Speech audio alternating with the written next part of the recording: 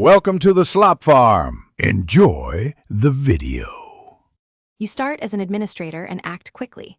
Close OneDrive and NSync in Task Manager so files stop changing.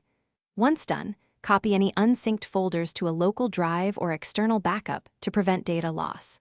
Next, open Windows Settings, go to Apps, find Microsoft OneDrive, and choose Uninstall or Reset depending on the available option.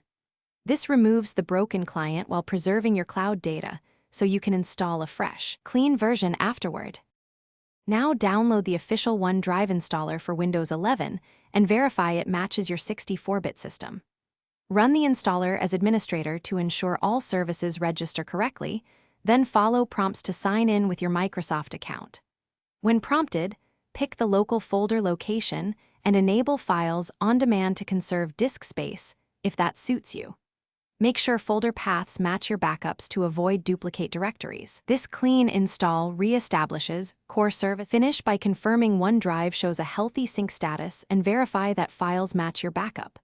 If sync icons remain stuck or folders refuse to sync, sign out of OneDrive, run the reset command OneDrive.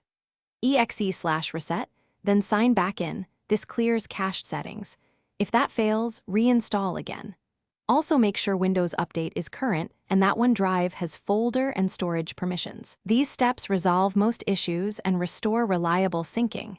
If not, repeat reset before deeper diagnostics.